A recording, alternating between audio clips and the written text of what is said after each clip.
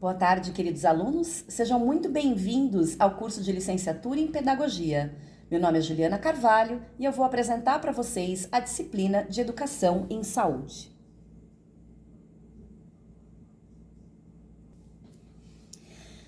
Sou médica veterinária, bióloga e me especializei em educação infantil. Atualmente, eu atuo na rede privada de ensino com as disciplinas de iniciação científica, ciências e biologia.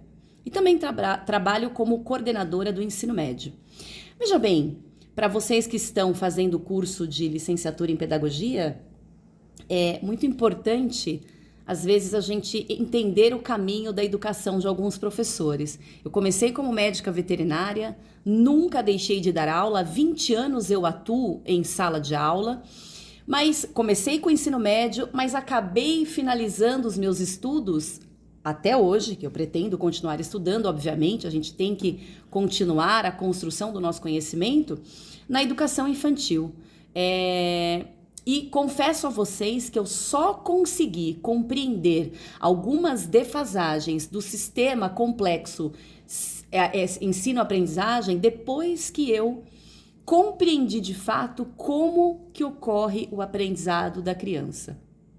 Então, fica uma sugestão para vocês continuarem seus estudos após a licenciatura.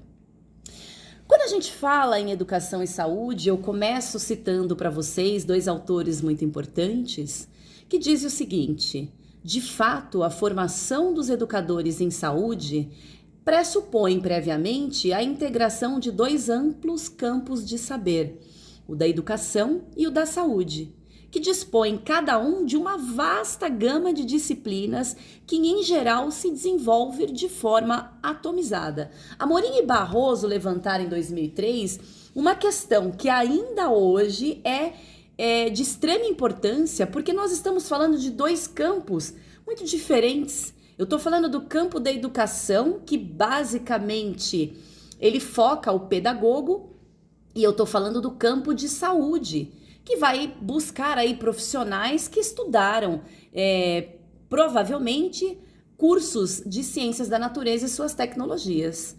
Então, unificar esses dois grandes campos de saber é o trabalho que o professor, no meu caso, tem de passar para vocês, e o trabalho que eu tenho de colocar em vocês, de cutucar vocês, colocar uma pulguinha atrás da orelha de vocês, para vocês compreenderem a grande importância do professor em educar o seu aluno também em saúde.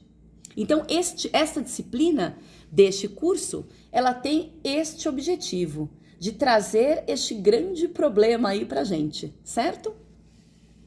Outra citação que eu trago para vocês, também de 2003, aí é o papel do professor. Olha só que interessante o que Bicudo, Parreira e outros, falaram.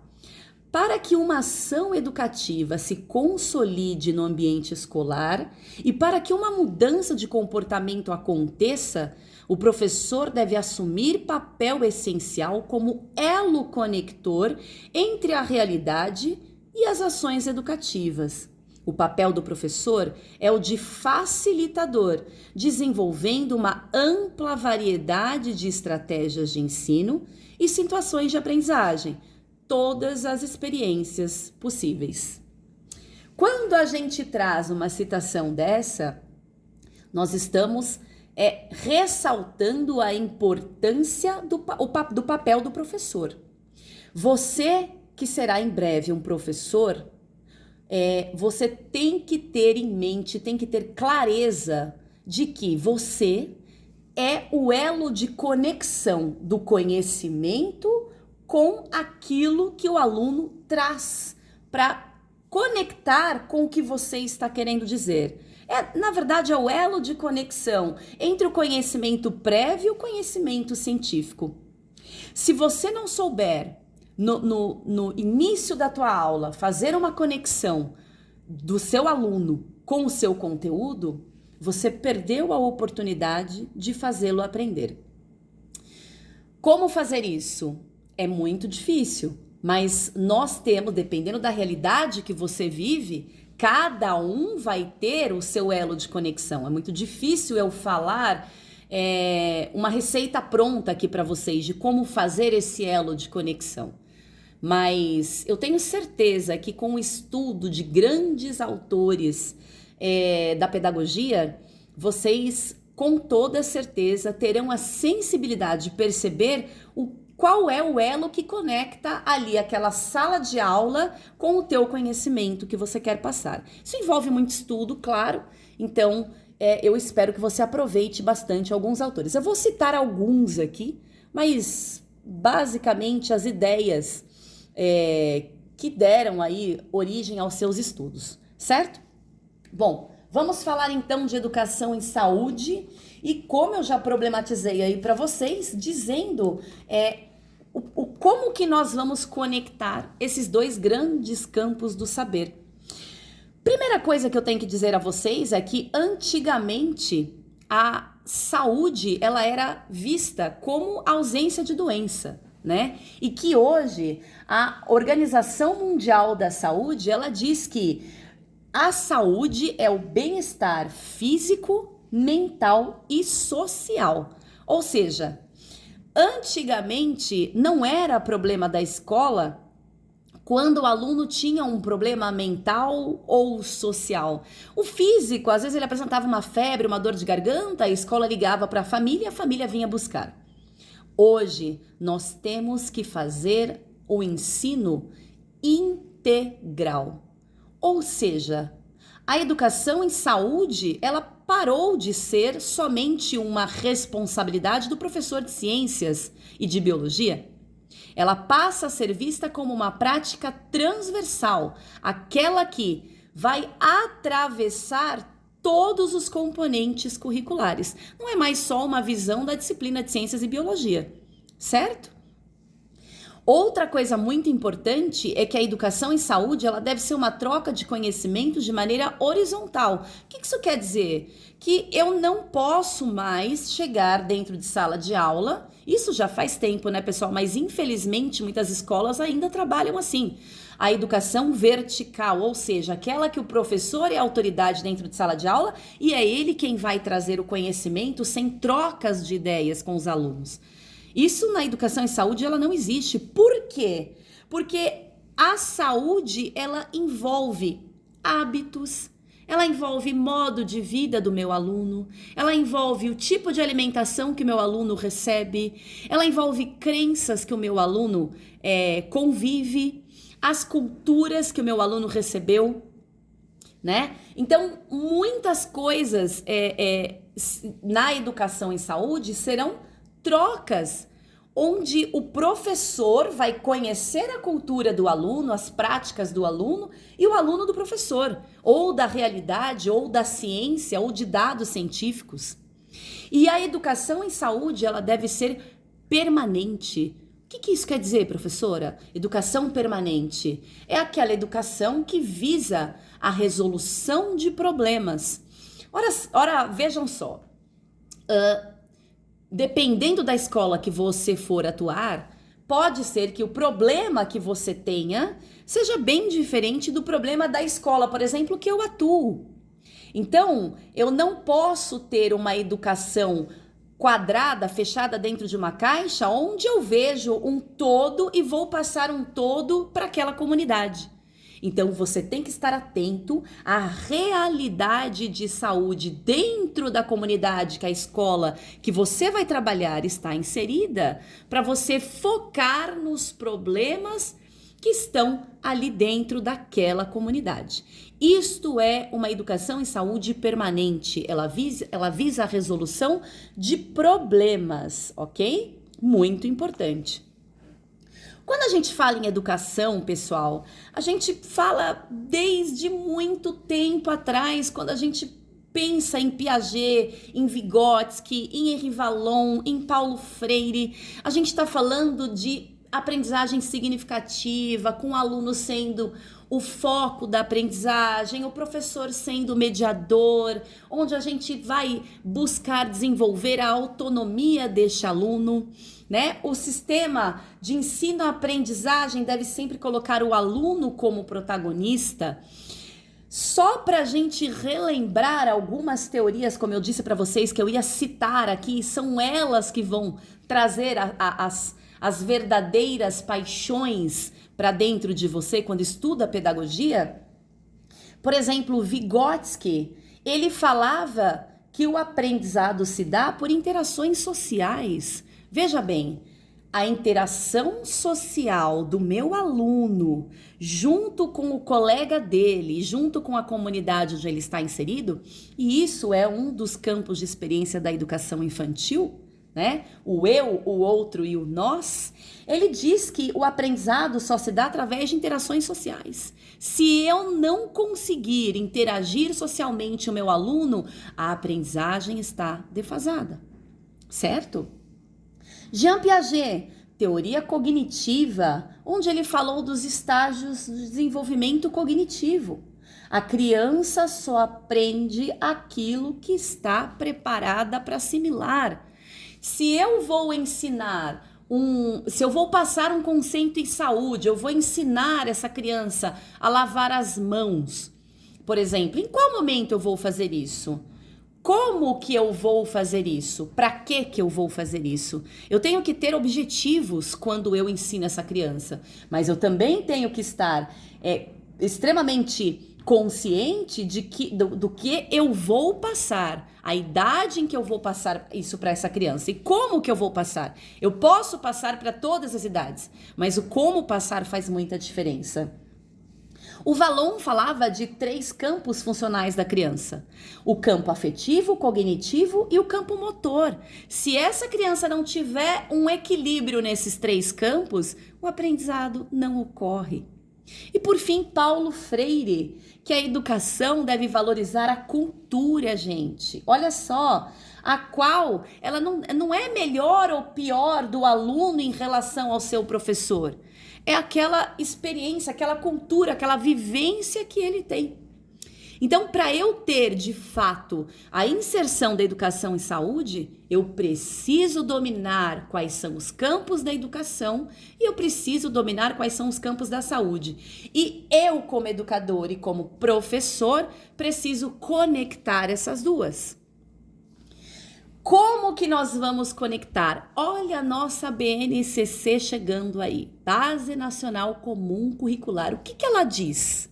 Ela foi reformulada, muito bem reformulada, veio para nós em 2018 com algumas modificações. Gente, veja só, 2018, nós estamos falando de autores, acabamos de citar autores de meados do século XIX, né? E século XX, começo do século XX.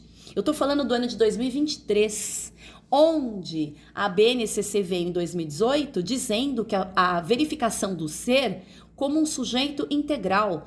Eu não posso mais querer dar o meu conteúdo para esta criança e não me preocupar com a saúde dela mental e com a inserção dela na sociedade.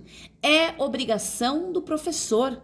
Olha só, a competência número 8. A BNCC é um documento que fala hoje em habilidades e competências, e eu tenho competências gerais e tenho competências específicas de cada área do conhecimento. A competência geral número 8, ela diz sobre autoconhecimento e autocuidado. Olha só o que ela determina para nós educadores. Conhecer-se, apreciar-se e cuidar de sua saúde física e emocional, compreendendo-se na diversidade humana e reconhecendo suas emoções e as dos outros, com autocrítica e capacidade para lidar com elas. Olha como essa competência tem tudo a ver com a nossa disciplina. Quando a gente fala em autoconhecimento e autocuidado, você, professor, tem a responsabilidade de fazer com que esse aluno tenha um autoconhecimento e que ele seja responsável pelas escolhas que ele vai fazer em relação à sua saúde física, mental e social. Como fazer isso? A maneira mais, eu vou dizer, a menos difícil da gente conseguir sucesso com essa disciplina é a prática. Nada melhor do que a prática para que esse aluno se conheça, para que esse aluno saiba controlar as suas emoções e que ele seja inserido. Valon falava muito do brincar. O brincar para a criança desde a educação infantil, na educação infantil, ela é de extrema importância para interações sociais. De novo, eu foco que a educação infantil ela é responsável por toda a formação do complexo ensino-aprendizagem dos nossos estudantes, certo? Então, a nossa competência número 8, competência geral da BNCC, ela é de extrema importância para a nossa disciplina. Qual é o papel da escola, então, em relação à promoção dessa disciplina, né, da educação em saúde? Qual é a responsabilidade da escola? Bom, a gente fala que ela tem 3 básicas, né, 3 componentes principais. Primeiro, a responsabilidade da escola, ela vai fazer com que essa educação em saúde, ela seja desenvolvida de forma integral. Ou seja, se o meu aluno está chorando na minha sala, é responsabilidade do professor conversar com esse aluno, pedir licença aos demais, conversar com esse aluno, compreender o que faz com que ele sinta-se triste, levar até a coordenação, levar até a família e durante as outras aulas e entre os professores, o momento em sala de professor mesmo, gente, como é que tá o aluno tal? Será que ele melhorou? Ele parou de chorar? Alguém sabe o porquê do choro? É obrigação da escola, é obrigação do professor. Nós temos responsabilidade da educação integral. Nós temos a responsabilidade de criar entornos saudáveis. Eu tenho bastante experiência dentro de sala de aula com bullying. E é obrigação do professor não permitir entornos que não sejam saudáveis para esse meu aluno. Existem brincadeiras que todos respeitam e existe bullying que causa um desequilíbrio mental e até social e até físico nessa criança. É nossa responsabilidade a criação de entornos saudáveis. E outra responsabilidade da escola também é a provisão de serviços sociais, ou seja, promover serviços de saúde, promover serviços de saúde. Eu lembro que uma vez eu trabalhava numa escola onde a Secretaria da Educação, junto com a Secretaria da Saúde, identificaram na região problemas de meninas, né, muito jovens, né, com HPV. E foi feita uma campanha muito grande de vacinação em todas as escolas, independente se era privada, se era pública.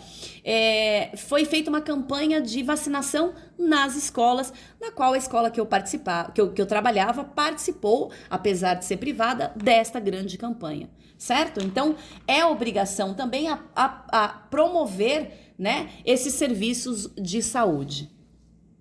E para a gente finalizar um pouquinho a nossa aula e ficar uma pulguinha atrás da orelha para a nossa aula, para a nossa próxima aula, quais são os problemas atuais de saúde em nossos alunos?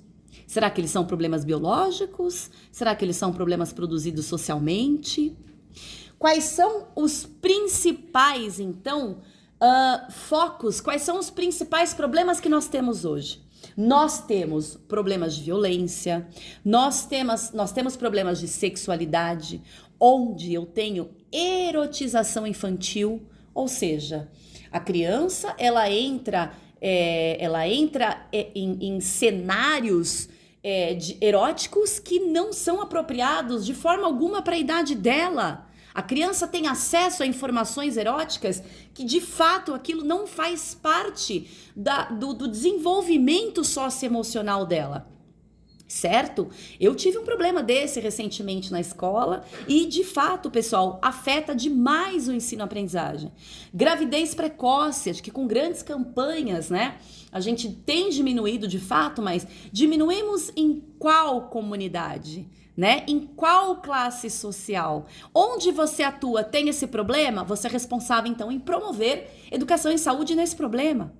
Saúde emocional. Acabei de citar um exemplo, criança que sofre bullying, né? Isso afeta o emocional da criança com toda certeza. Se eu tenho pais que brigam na frente das crianças, infelizmente, isso afeta a saúde emocional, afeta a aprendizagem com toda certeza.